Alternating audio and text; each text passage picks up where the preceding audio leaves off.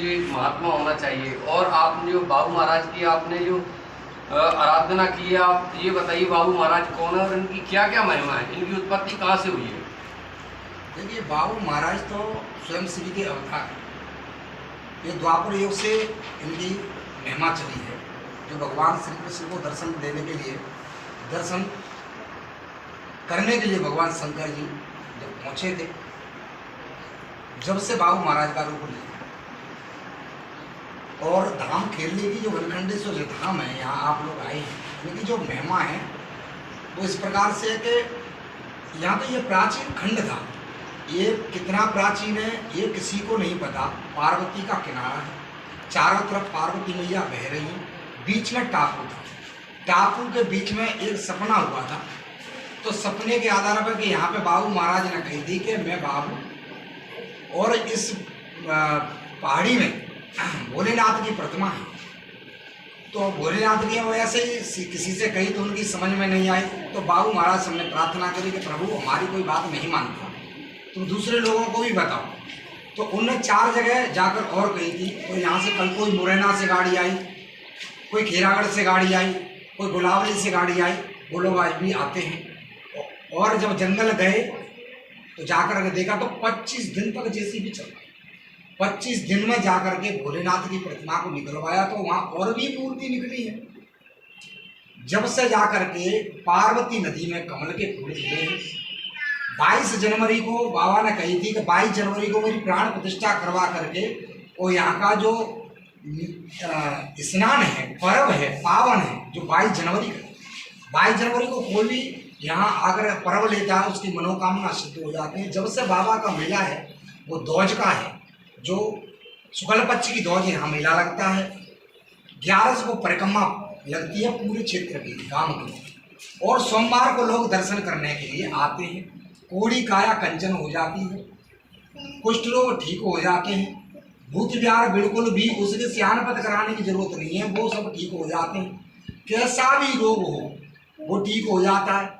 हमने ये देखा अंधे भी, इनकी आंखों में रोशनी नहीं है, उनकी रोशनी आ गई है, मरे जीवित तो हो गए। बाबू महाराज की तो महिमा भैया बड़ी अपार है। जो वनखंडेश्वर धाम में बाबा स्वयं विराज रहे हैं। ये धाम के बारे में किसी को नहीं पता कि कितना प्राचीन है। हमें तो एक सपना हुआ था, सपने के आधार पर हम तो बालकपन से ही, बचपन से ही भगवान शंकर जी के पुजारी, हनुमान जी के पुजारी थे। तो हनुमान जी ने कृपा करी, बाबू महाराज के बारे में बताया तो उनकी पूजा करी। उन्होंने शंकर जी के बारे में बताया तो पहाड़ों में वो निकले। जब से जाकर यहाँ की महिमा बढ़ती जा रही है। और जो पार्वती में स्नान करते हैं, वो भोलेनाथ में जल चढ़ाते हैं और बाबा को खाली मात्र शीश झुकाते हैं, प्रार्थना करते हैं, उनकी मनोकामना सिद्ध हो जाती है। और जो जलपान करते हैं वो उनकी बीमारी ठीक। आपके मन में कैसे आया कि मैं बालापन से महात्मा हो जाऊँ? आप युवा अवस्था के एकदम महात्मा हो, तो मुझे लगता है कि आप बालापन से ही आपने संन्यास लिया है। आपके मन में कैसे विचार आया कि मुझे महात्मा हो जाना चाहिए? देखिए, मैं जब से जन्मा था तो मैं पूर्व जन्म यानी पहले से मैं संत था। ये मुझे याददाश्त चली आई थी साथ में। छोटा मैं थोड़ा थोड़ा बड़ा हुआ तो मुझे वही चीज़ सताती रही। फिर जब हम गरीब परिवार से थे तो हम पढ़ने गए तो हमारी जो फीस थी वो नहीं भर पाई थी हमारे माता पिता ने। जब फीस नहीं भर पाई है तो बार बार पढ़ने जाते और बार बार मास्टर हमें मारते। एक दिन सबको छोड़ करके हम बजरंगबली की सेवा में चले। और जब से हमने बजरंगबली की सेवा करी तो हमारा नाम बालाजी पड़ गया था। तो जब से हमारी जो प्रेरणा थी वो होती आई। हमारे विरोध में बहुत चीज आई है, मंदिर को तोड़ा है, भलाना किया, पर लेकिन किसी पे ये चीज रुकी नहीं। बाबू महाराज की असीम कृपा थी कि वो तुरंत दंड दे देते हैं या कुछ ना कुछ रास्ता साफ कर देते हैं, ये चीज रुकती नहीं। इसलिए हम फिर संत बन गए, भक्त बन गए भगवान के। ऐसा मेरा पूरा परिवार है। आपका शुभ नाम क्या है? उसके नाम के साथ अपना परिचय दें और आप बताएं कि इस मंदिर की क्या क्या महिमा है। जी, मेरा नाम पहले बचपन का जो नाम है जो ब्राह्मणों ने रखा था वो मेरा नाम नरेंद्र है। फिर 4-5 वर्ष के से मेरा नाम बालाजी पड़ गया था। उनके बालाजी के हिसाब से मेरा नाम बालादास है। बालादास आज मेरा नाम, ये वनखंडेश्वर धाम है, यहाँ की जो महिमा है बड़ी अपरंपार है। इसके बारे में किसी को भी पूछो, देश विदेश में पूछो, धौलपुर जिले में पूछो, किसी को भी पूछ लो, बाबू महाराज के जो बताएगा वो बड़ी छाप बताता है, क्योंकि बाबू महाराज तत्काल में उनकी सुनवाई करते हैं। धौलपुर जिले के उपखंड बाड़ी के गांव खिरली में आए बाबू महाराज माना जाता है कि साक्षात भोलेनाथ के अवतारी हैं। यहाँ के महाराज जी से मिले, उनके महिमा के बारे में बताया कि बाबू महाराज कलयुग में साक्षात भोलेनाथ के अवतारी हैं। जो भी कोई भक्तगण आता है उनकी सभी मनोकामनाएं पूर्ण हो जाती हैं। संभागी विरुचि भरतपुर कुलदीप परमार के साथ। अगर से अपन बात करते हैं बाबू महाराज की कितनी महिमा है, उनके साथ एक बच्चा है, उनके कुछ उसके क्षर वगैरह भी सफ़ेद दाग जो होते हैं वो थे, और एक ही यानी कि जात में उसके दाग वगैरह वो ठीक हो गए। हम बात करते हैं वक्त की क्या महिमा है बाबू। ये बच्चा हमने जो है आगरा में कई जगह दिखाया, जगह जगह हमें कुंडों में और उसमें बताया, लेकिन कहीं आराम नहीं मिला। ये हमारा भांजा है, मतलब फिर हमें पता लगा कि जात करने से जो हो जाता है, तो पहली जात हमने कराई इसको खुशबू की। एक ही जात में उनका जो है पूरा ये बच्चे का पूरा ही काला हो गया, और इनके अम्मा बाबा वगैरह इनके वो मानते नहीं थे इस चीज़ को, अब वो मानने लगे हैं, और हम दूसरी जात करने आए हैं में, और इनको बहुत फायदा। आप कहाँ से आए हो? जी आगरा से 12 किलोमीटर ऊपर इटावा रोड पर हमारा गाँव है, लखनऊ एक्सप्रेसवे के नीचे, आगरा से आए। संभागी विरुचि भरतपुर कुलदीप परमार। बाबू महाराज की इतनी महिमा है, जो सफ़ेद दाग हो जाते हैं वो तुरंत ठीक हो जाते हैं। पहली जात पे यहाँ आगरा के श्रद्धालु आए हैं, उन्होंने बताया कि मेरा भांजा है, उनके कभी बाबा अम्मा और उनके परिवार के नहीं मानते थे इन चीज़ों को। पहली बार में बाबू महाराज ने जो चमत्कार किया है, उनके सभी परिवार के मानते हैं कि हाँ बाबू महाराज अटल सत्य और अविनाशी है, वो साक्षात भोलेनाथ हैं। भोलेनाथ की कृपा से बाबू महाराज का अवतार है जी भोलेनाथ। ये बाबू महाराज साक्षात भोलेनाथ हैं, इनके दर्शन करें। धौलपुर जिले के उपखंड बाड़ी के गांव खिरली में विशाल मंदिर बना हुआ है। यहाँ के बाबा को बालापन में ही उन्होंने दर्शन दे दिए थे कि आप महात्मा हो जाए। महाराज की जय।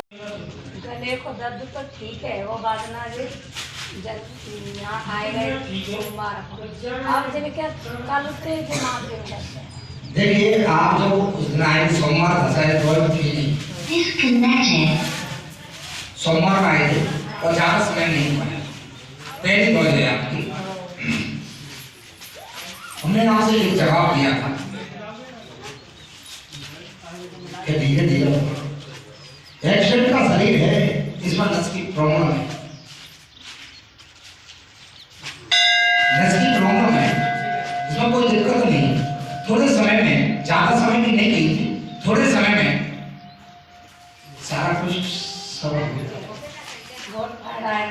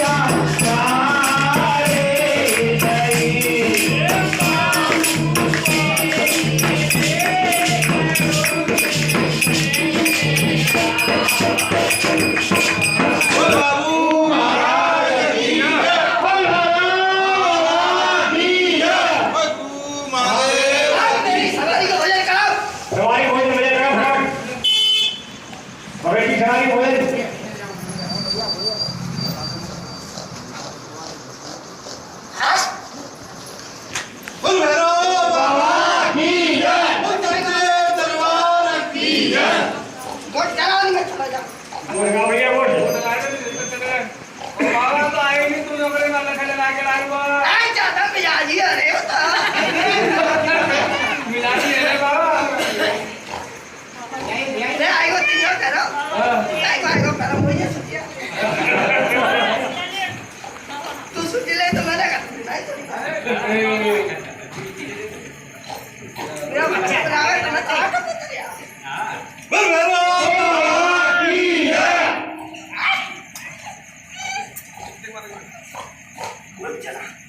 भैया कौन सी सुननी है? तुम पर कौन सी आयत है ये सुनाए दो।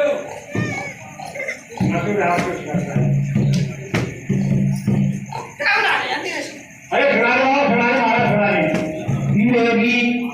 नाम लगा दे किनारे बेरो मावा के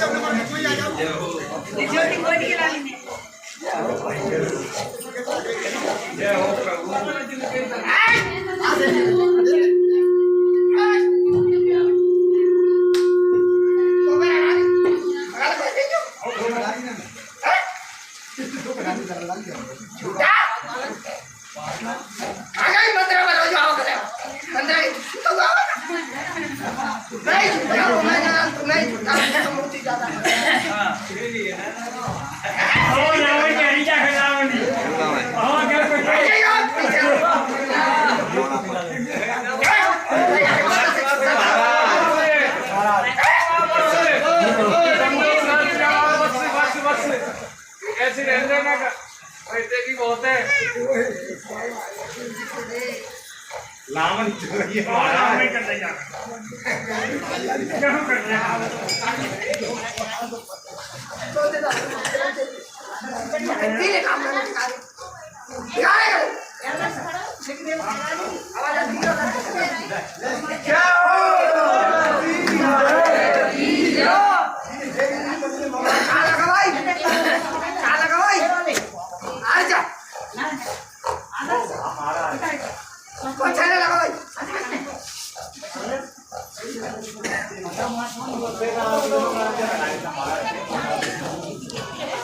Yeah.